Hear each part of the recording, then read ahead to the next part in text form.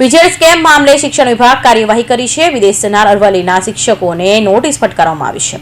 શિક્ષણ વિભાગની મંજૂરી વગર વિદેશ પ્રવાસે તેમણે કર્યો છે। જિલ્લા પ્રાથમિક શિક્ષણ અધિકારીએ નિયમ અનુસાર કાર્યવાહીના આદેશ આપ્યા છે। બીજે ગ્રુપ સાથે જ પણ સંડોવાયેલા જે પણ શિક્ષકો હતા તે વિદેશ ભાગી ગયા છે। ત્યારે અરવલ્લીમાં વિદેશ જનાર શિક્ષકોને આખરે જિલ્લા શિક્ષણ અધિકારીએ નોટિસ ફટકારી અને મંજૂરી વગર વિદેશ પ્રવાસ કરનાર સામે હવે તવાઈ બોલાવવામાં આવી છે। વધુમાં જિલ્લા પ્રાથમિક શિક્ષણ અધિકારી નૈનેશ દવેએ કહ્યું કે શું સાંભળો।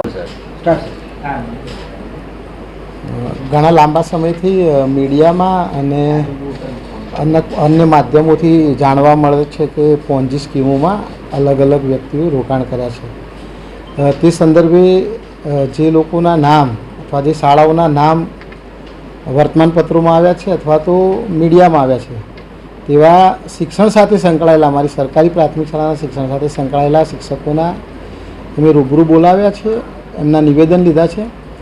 હવે અમારા શિક્ષણના જે વિનિયમો અને નિયમોની જોગવાઈઓમાં જે જગ્યાએ ભંગ કર્યો છે અને એમાં જે મુજબની શિક્ષાત્મક કાર્યવાહી કરવાની થતી છે એ પ્રકારે અમે હાલ વિગતવાર એમાં તપાસ કરી રહ્યા છીએ અને જે કંઈ નિયમોના ભંગ થતા હશે તો એમાં જે કંઈ જોગવાઈ હશે તે મુજબ શિક્ષાત્મક કાર્યવાહી કરીશું।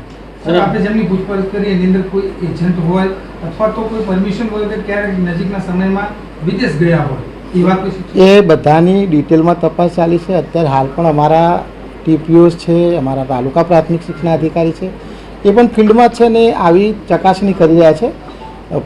ડિટેલમાં તપાસ કરીશું અને જે કંઈ જોગવાઈનો ભંગ કર્યો છે એની જે કંઈ શિક્ષાત્મક કાર્યવાહીની જોગવાઈ છે તે મુજબ કરીશું।